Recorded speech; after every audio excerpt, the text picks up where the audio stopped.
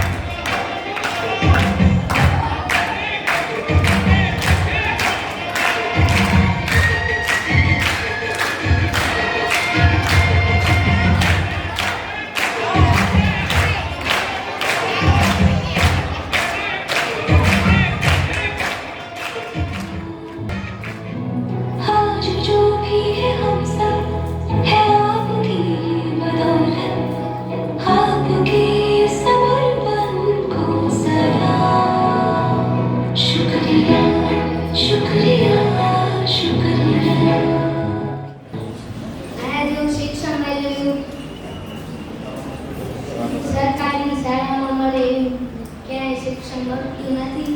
1 થી 8 નું પ્રાથમિક શિક્ષણ યાદ રહે છે. કે કઈ બધી એટલી બધી સુવિધા છે કે ગવર્મેન્ટ કેટલા બધા પ્રયોગો કરાવે છે, બધી કેટલી બધી પ્રયોગો કરાવે છે. પહેલા ધોરણમાંથી આવેલો હતો અને 8 વર્ષ અભ્યાસ કર્યો. મને આ વિષય ખૂબ ગમે છે અને આ વિષયના બધા સર સારા છે. મને હું ઇંગ્લિશ સ્કૂલમાં હતી એટલે મને ગુજરાતી નહોતું આવડતું. બધા જ સરે મને સપોર્ટ કરીને ઇંગ્લિશ ગુજરાતી શીખવ્યું અને બધા જ સર સારા છે. જો આ સ્કૂલમાં ધોરણ 9 અને 10 થઈ જાય તો મજા આવે. ધોરણ 6 થી આવી છું. મને નયન સર અને ભગીરથ સરે સ્ટેજ ઉપર જઈને બોલતા અને સાંસ્કૃતિક કાર્યમાં ભાગ લેતા શીખવાડ્યું છે અને ખૂબ મજા આવે છે આ સ્કૂલમાં. થેન્ક યુ સર, તમે મને એટલા લાયક બનાવ્યા અને અમારી જીદ પૂરી કરી. અને સોરી સર, તમારાથી કંઈ ભૂલ થઈ. હું આ સ્કૂલમાં 6થા ધોરણથી આવી હતી કે 8મા ધોરણ સુધી જ્યારે હું ભણી ને ત્યારે મને એટલો ટેલેન્ટ આપ્યો છે કે હું જ્યારે આવતી હતી ને ત્યારે મને એટલો ડર લાગતો હતો કે આ સ્કૂલમાં કેવી હશે. મને તો એવું જ હતું કે સરકારી સ્કૂલ સારી ના હોય, પ્રાઇવેટ સ્કૂલ જ સારી હોય, પણ એવું નહોતું. આ સરકારી સ્કૂલ જ સારી છે. મને આ શાળાની એક વાત ખૂબ જ ગમી કે અહીં ભણવામાં હોશિયાર કે નબળા વિદ્યાર્થીઓને સરખું સમજાવે કે શીખડાવે છે. નબળા વિદ્યાર્થીઓને આગળ વધવા પ્રયત્ન કરતા હોઈએ છીએ. જ્યારે આ શાળામાં આવ્યા ત્યારે રડતા રડતા આવ્યા હતા અને જ્યારે છોડીને જઈએ છીએ ત્યારે પણ આંખમાં આંસુ છે. હું આ બધા શિક્ષકોને ધન્યવાદ કહીશ કે જેમણે મને આ શાળામાં ઘર જેવું વાતાવરણ આપ્યું.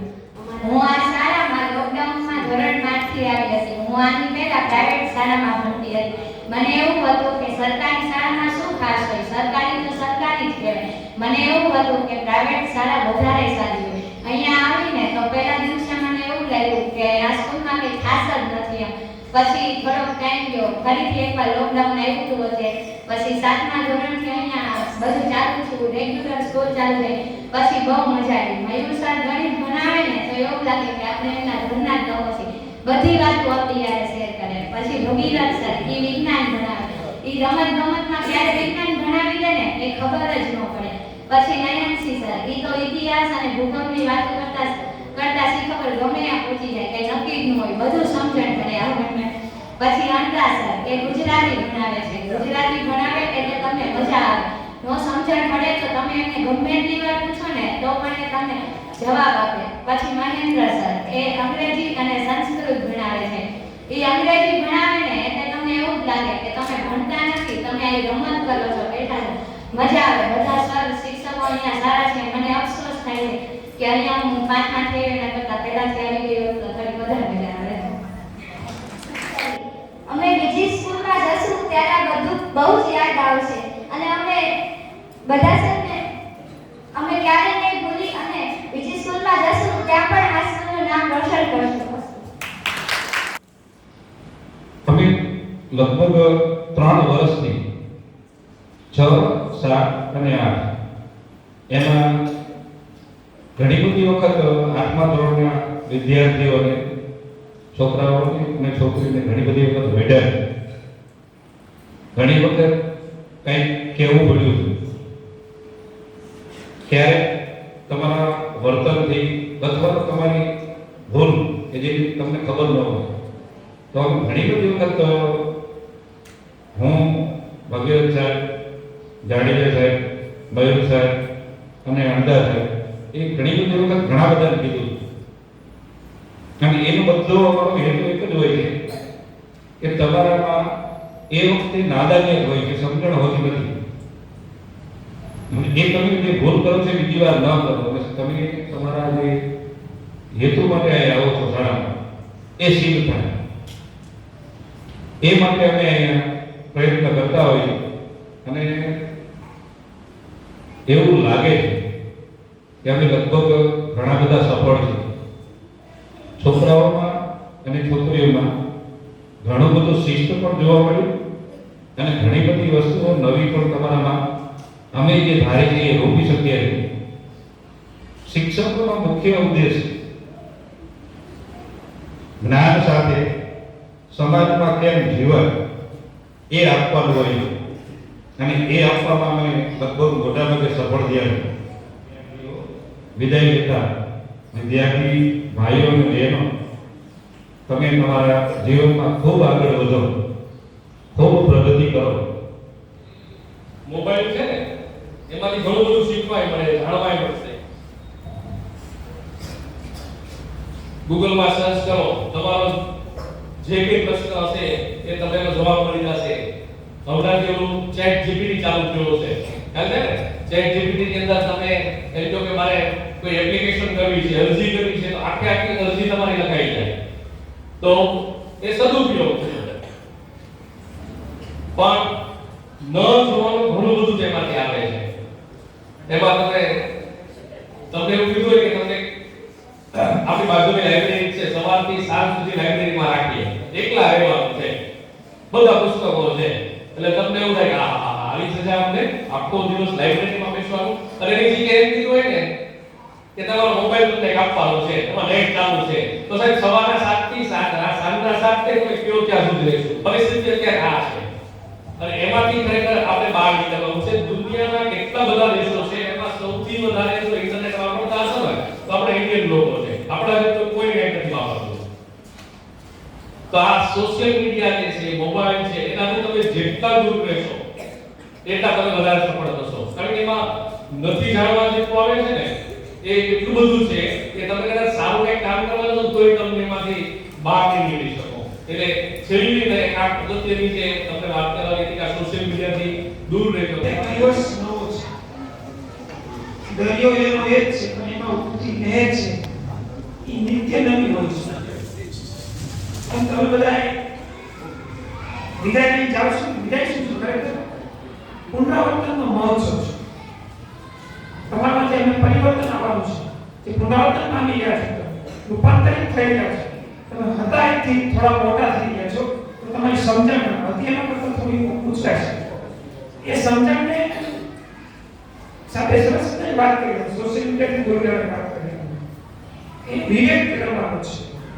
તમે કોઈ વિદ્યાર્થી એમ કહે કે મારો પહેલો નંબર આવ્યો એવું બોલે છે, ત્યારે એનો પહેલો નંબર આવ્યો છે એમાં કોણ? એ એક જ માત્ર એની પાસે શાળાનું વાતાવરણ છે, શિક્ષકો છે, મા-બાપ છે, આ બધા જવાબદાર છે. તમે કોઈ એક્શન લો છો ત્યારે સાથે કોઈ એક્શન એટલે તમે કોઈના સહયોગની આગળ જઈ શકતા નથી. તમે 8મા ધોરણમાંથી 9મા ધોરણમાં પ્રવેશ કરી રહ્યા છો. હમણાં પરીક્ષાનો માહોલ છે, પરીક્ષાઓ આપશો તમે, પાસ નંતર આગળ 9મા ધોરણમાં જશો.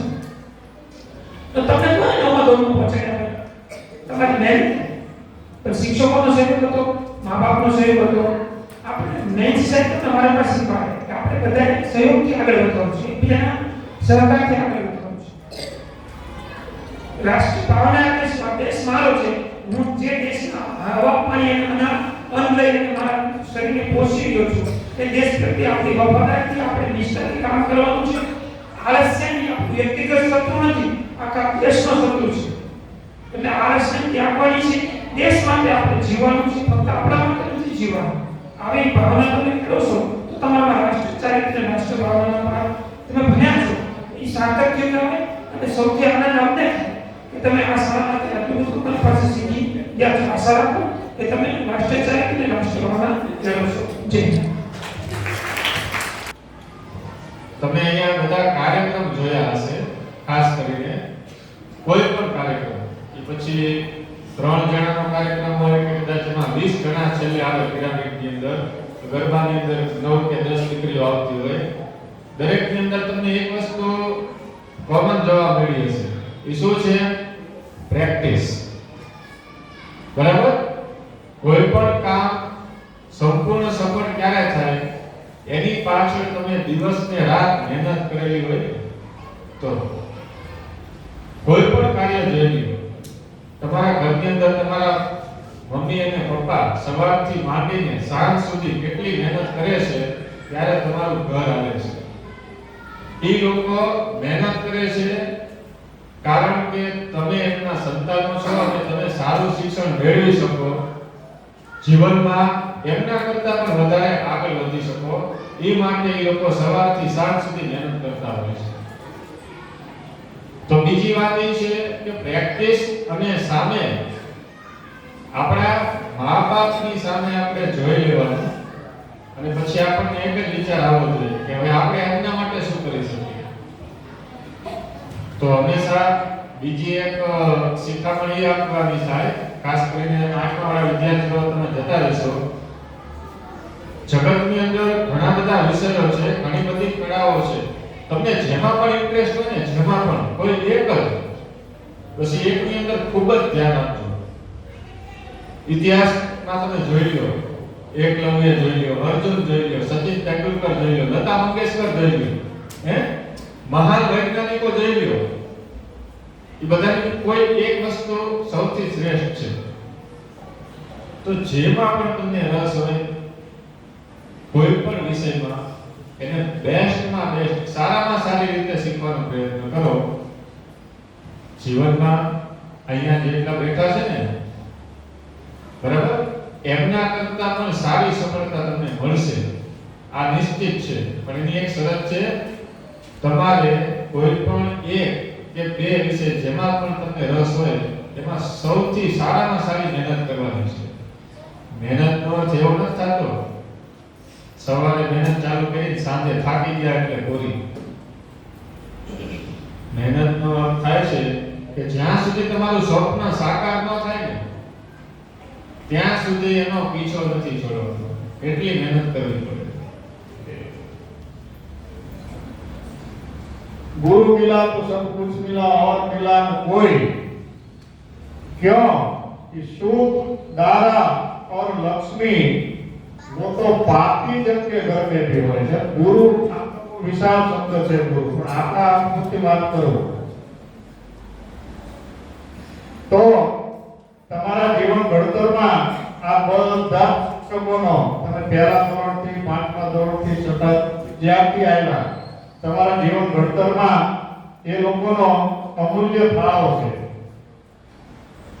ગુરુ ગોવિંદ दोनों पड़े किसको लखो पाए, बलिहारी गुरु आपकी જેને ગોવિંદ દિયો બતાય. ગોવિંદ એટલે કોઈ વ્યક્તિ નથી સાહેબ, તમારા જીવનમાં પણ એક ગોવિંદ છે. તમે જે કે ગોલ નથી કરો એને ગોવિંદ જ ગણજો તમે. અને તમારો ગોલ નહીં હોય તો તમે કંઈ મેળવી શકવાના નથી. દ્રોણાચાર્ય કૌરવ અને પાંડવોને શિક્ષા આપતા હતા. છેલ્લે પરીક્ષા લીધી તો બધાને પૂછ્યું કે આમાં તમને શું દેખાય છે? તો ઘણાએ કીધું તો મોટું વૃક્ષ છે, કોઈ એવું કીધું વૃક્ષની ડાળ છે, પાંદડા છે. માત્ર અર્જુને એવું કીધું કે મને પક્ષીની આંખ જ દેખાય છે, કારણ કે એને જે વેધવાની હતી એ પક્ષીની આંખ દેખવાની હતી. એમ તમે પણ તમારા જીવનમાં એક ગોલ બનાવજો, તમારે શું બનવું છે, અને એના માટે સાહેબ ચોટી બાંધી અને મહેનત કરવા લાગી જજો. ચોટી બાંધવાનો છે અર્થ એવો છે કે પહેલા ચોટીના બાંધે પછી રાતે ઊંઘાનું નામ ઝોકું આવે ને તો ચોટી ખેંચાય તો તમને સુવા ન દે, એનો અર્થ એવો છે. એટલે તમે જ્યાં પણ જાઓ ખૂબ આગળ વધો આ શાળાનું અને તમામ શિક્ષકોનું નામ રોશન કરો એવી આ તકે હું તમને બધાને શુભકામના પાઠવું છું. સંત સમાગમ હરિકથા તુલસી દુર્લભ દોય. તમે જેટલા સારા વિચારો, સારું વાંચન એવું કરશો એટલા તમારા જીવનમાં પોઝિટિવ વિચારો આવશે, નેગેટિવ વિચારોથી તમે દૂર રહેશો અને આવો સમય નહીં આવે. અમે એટલા માટે વારંવાર આ વસ્તુ કરીએ છીએ કે અમારું કામ કુંભાર જેવું છે. અંદરથી લોટ લઈને ઉપર ટપકા મારીએ અને નિંબાણામાં નાખીએ, પછી જેમ કે ક્ષમતા પ્રમાણે પાકતા હોય છે. એ પાક્યા પછી આપણે માટલું લેવા અત્યારે સિસ્ટમ છે, જાશો તમે આમ ટકોરો મારશો કે બરાબર રણકાર આપે છે, એ માટલું લેશો. આપણું કુદું માટલું હોય તો કોઈ લેતા નથી. એમ તમને છે પછી ટકોરા મારી લેશે, દીકરો હોય કે દીકરી હોય. પછી તમારા લગ્નનું હોય કે નોકરીનું હોય, જ્યાં જામે ટકોરો મારશે કે આ કેવું છે, પાત્ર કાચું છે કે પાકું. એટલે તમે બધી રીતે ઘડાજો, બધા અનુભવ લેજો, પણ મગજ ઉપર કોઈ અસર ન થવા દેતા. અંતમાં તમારા માટે આ શાળાના દરવાજા કાયમ માટે ખુલ્લા છે. આજે જે વિદ્યાર્થીઓ વિદાય લઈ રહ્યા છે એ પોતાના જીવનમાં ખૂબ જ આગળ વધે, સારી કારકિર્દી બનાવે અને અમને એવું સમાચાર મળે કે આ વિદ્યાર્થી કે આ વિદ્યાર્થીની આપણી શાળાની આવી સારી જગ્યાએ પહોંચી છે અને અમારી સાથે ગદગદ ફૂલે એવા કામ કરજો. કારણ કે શિક્ષક એક જ એવી વસ્તુ છે કે એનાથી સવાયો એનો શિષ્ય કે વિદ્યાર્થી થાય તો એને સાહેબ ગદગદ સાથે ફૂલે, એને એટલો બધો આનંદ થાય. બાકી તો તમે બે જણ દોડતા હોય, એક આગળ જાય પાછળ જાય, ઈચ્છા થતી હોય, તમારાથી કોઈ આગળ જાય એ તમને ક્યાંય ગમતું નથી. પણ શિક્ષક કેવો છે કે એનાથી એનો શિષ્ય એનો વિદ્યાર્થી આગળ જાય તો એને સાહેબ બહુ જ ગમે છે. તમે પણ ખૂબ જ આગળ વધો, તમારા માતા પિતાનું અને આ શાળાનું નામ રોશન કરો એવી શુભેચ્છા. સપનો મેં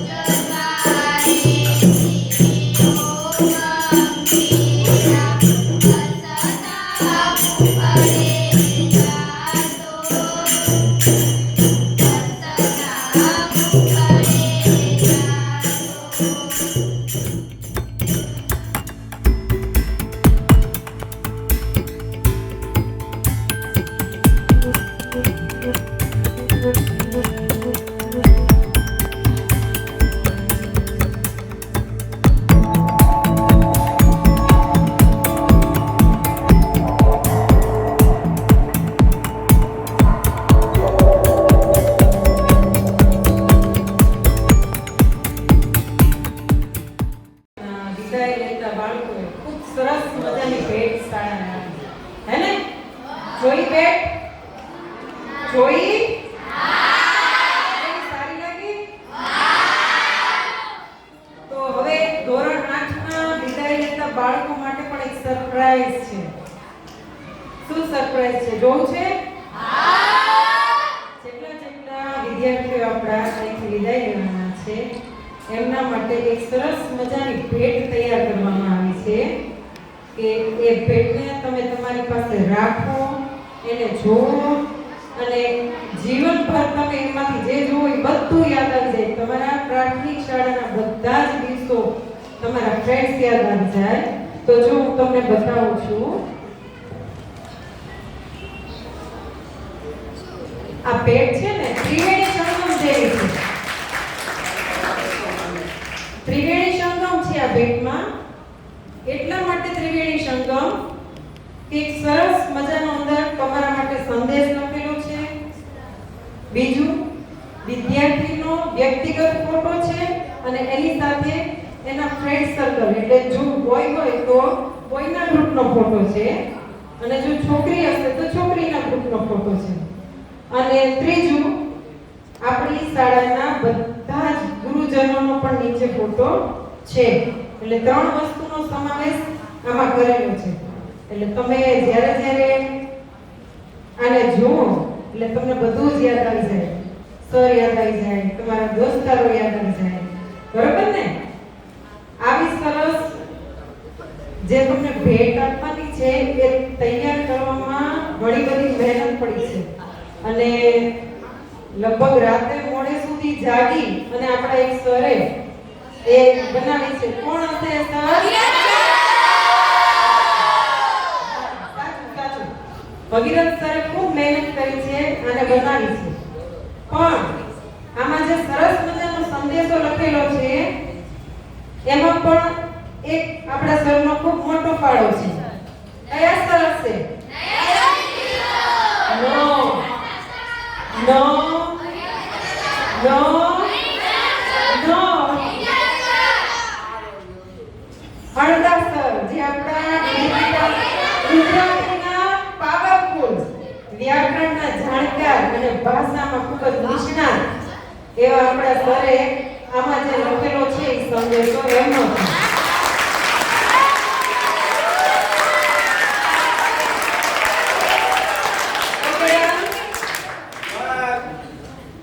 સંદેશામાં શું લખેલું છે એ હું વાંચું છું, સાંભળજો. હવે 5 જ મિનિટ છે.